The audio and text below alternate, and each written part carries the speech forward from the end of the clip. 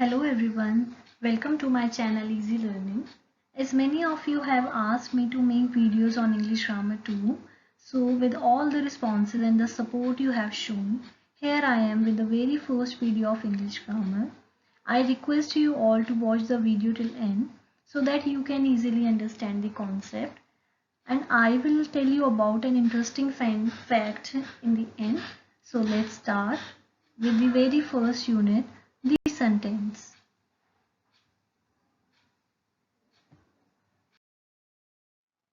In this unit, we will learn about the definition of sentence, parts of sentence, and the forms of sentence. Basically, there are two parts of some sentences. First one is subject and another one is predicate. And the forms of sentences or the types of sentences, there are mainly 5 types of sentences. First one is assertive, second one is interrogative, third one is imperative, fourth is exclamatory, and the last one is optative.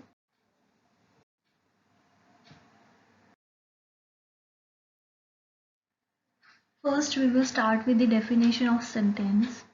A group of words that make a complete sense is called sentence. उन words का group जिससे complete sense बनती है, उस वाक्य का कुछ अर्थ निकलता है, उसे हम क्या कहते हैं? sentence. या फिर a sentence always begins with a capital letter. एक sentence हमेशा capital letter से शुरू होगा.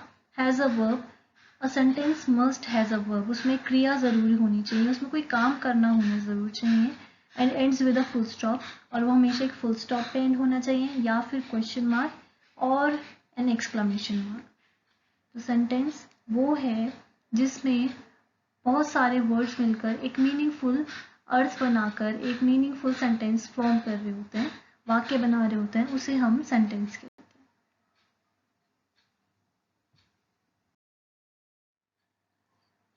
Here we will learn the difference between subject and predicate. Subject क्या होता है? The topic of sentence. Sentence का टॉपिक, किस चीज के बारे में सेंटेंस बोला गया है, उसको क्या कहते हैं? Sentence. Subject. It includes who और what the sentence is about. इसके अंदर किस चीज के बारे में बात करी गई है वो इंक्लूड होता है.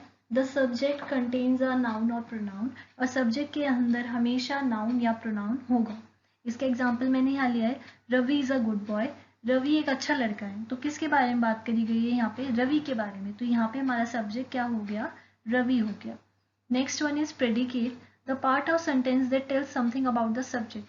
वो हिस्सा जो हमें सब्जेक्ट के बारे में कुछ बताए, और व्हाट द सब्जेक्ट डज, या सब्जेक्ट क्या काम कर रहा है उसके बारे में जब हमें पता लगे, तो वो हिस्सा, वो पोर्शन हमारा क्या होता है? Predicate. The predicate contains a verb.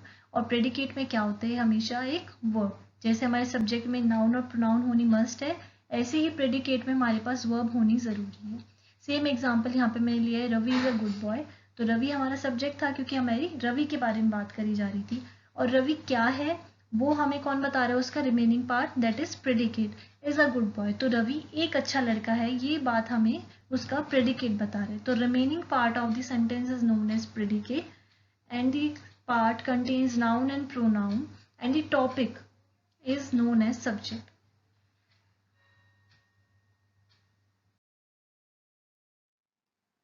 Now we will start the different type of sentences. First one is assertive sentences. Sentences that ends with a full stop are called assertive or declarative sentence. वो sentence जो कि full stop पे खत्म होते हैं उन्हें assertive या फिर डिक्लेरेटिव सेंटेंस कहा जाता है. They are statements. ये सिंपल स्टेटमेंट्स होती हैं जो हम अपनी जनरली बोलते हैं. There are two type of assertive sentence. अब असर्टिव सेंटेंसेस भी दो तरह के होते हैं. पहला होता है अफर्मेटिव और दूसरा होता है नेगेटिव. अब हमें कैसे पता चलेगा कि कौन सा अफर्मेटिव और कौन सा नेगेटिव है? अफर्मेटिव सेंटेंस जो होता है वो हमेशा एक पॉजिटिव सेंस में देखा जाता है, और नेगेटिव सेंटेंस जहाँ पे भी आ जाएगा ऑब्वियसली उसमें नॉट या फिर कुछ नुकसान की बात कही गई होगी या फिर कुछ मनाही की बात करी गई होगी, वहाँ पे असर्टिव का नेगेटिव सेंटेंस. इसके एग्जाम्पल मैंने लिए दोनों के एक. फर्स्ट वन है he is a kind person. वो एक दयालु आदमी है. यहाँ पे कोई नेगेटिव बात नहीं करी गई है. It means it is an affirmative assertive sentence. यहाँ पे पॉजिटिव सेंस की बात करी गई है, वो एक दयालु आदमी है. तो ये हमारा क्या होगा? Affirmative sentence. Next one is smoking is injurious to health. यहाँ पे मैंने बोल दिया स्मोकिंग जो है, धूम्रपान जो है हमारी सेहत के लिए बहुत हानिकारक है, नुकसानदायक है. तो यहाँ पे जैसे ही मैंने नुकसान की बात करी या फिर किसी डिसएडवांटेज की बात करी, तो वहाँ पे हमारा क्या हो गया, वो नेगेटिव असर्टिव सेंटेंस। तो यहाँ पे डिफ्रेंशिएट करना बहुत ईजी है। जहाँ पे हम नेगेटिव सेंस की बात करेंगे वो नेगेटिव असर्टिव हो गया, और जहाँ पे पॉजिटिव में सिंपल सेंटेंस बोल रहे हैं वो affirmative assertive sentence, right. Next one is interrogative sentences. Sentences that end with a question mark are called interrogative sentence. वो सेंटेंस जो क्वेश्चन मार्क पे एंड होते हैं वो इंटेरोगेटिव सेंटेंस कहलाते हैं। इंटेरोगेटिव मतलब किसी से इंटेरोगेशन करना, किसी से पूछना कुछ। इसके एग्जांपल्स हैं, do you want a cup of T, क्या आपको एक कप चाय चाहिए।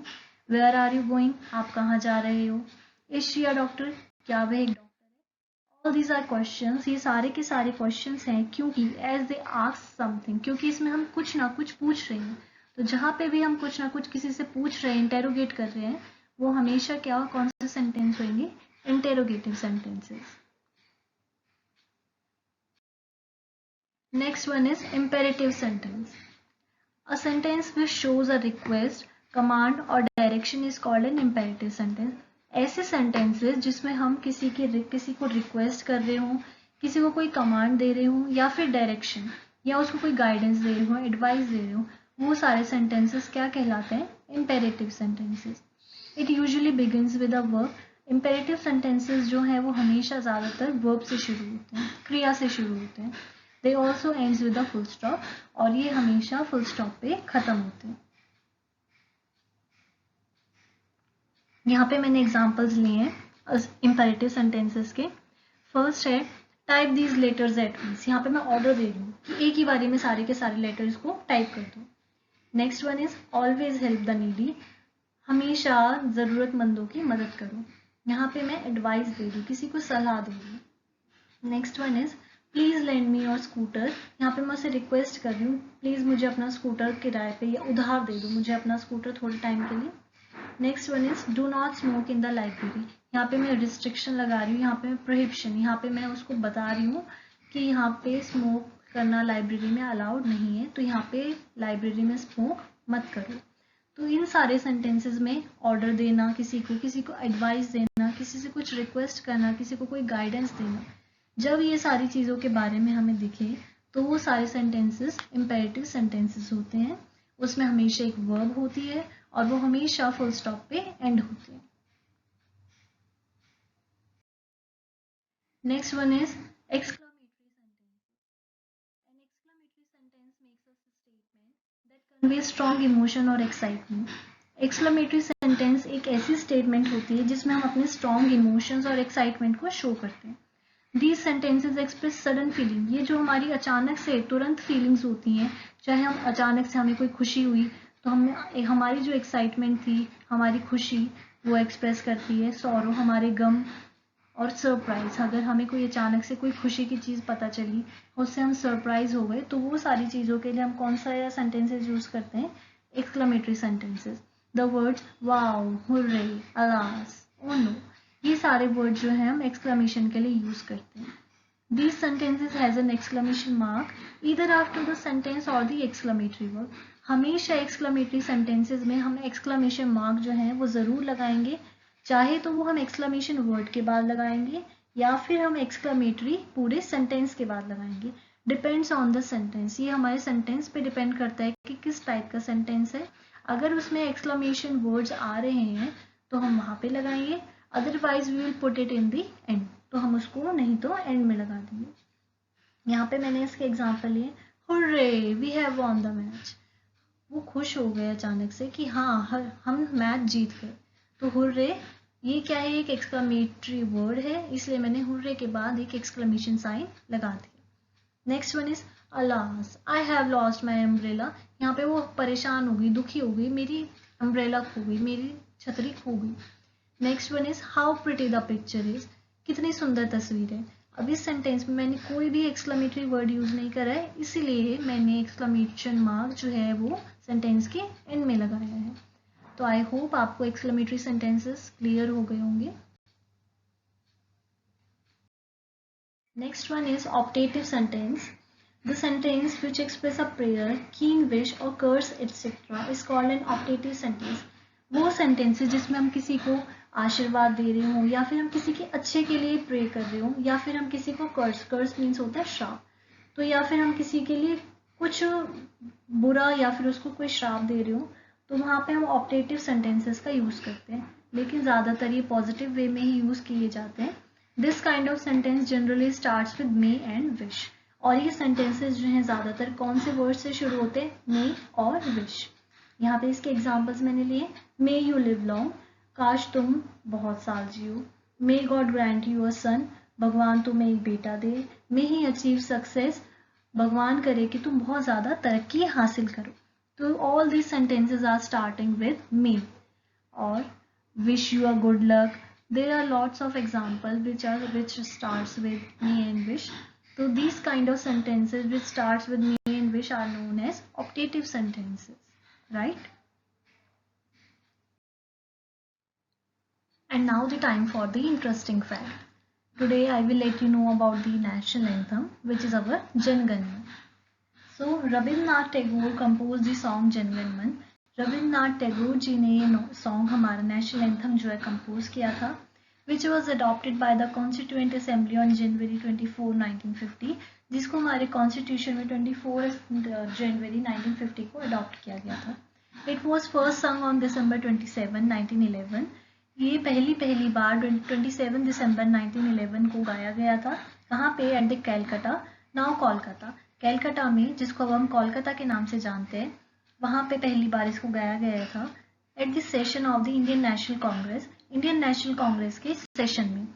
Playing time of full version of the national anthem is approximately 52 seconds. पूरे एंथम का टाइम जो है, टाइम लिमिट जो है, ड्यूरेशन जो है वो 52 सेकेंड्स के अप्रॉक्स है. A short version consisting of first and the last lines of stanza, और इसका एक शॉर्ट वर्जन भी है जिसमें इसकी फर्स्ट और लास्ट लाइन है स्टैंजा की, और जिसका प्लेइंग टाइम जो है 20 सेकेंड्स का है approx. The whole song consists of 5 stanzas, और इस पूरे एंथम में 5 stanzas are there in the national anthem. So I hope this fact will help you, and the video on the unit sentence will help you a lot. If you have any doubt, do comment in the comment section, and I will upload the next video soon. Stay connected with Easy Learning. Don't forget to subscribe the channel. Do share with your loved ones and the people you want to help, and don't forget to like and share the channel. Thanks for watching.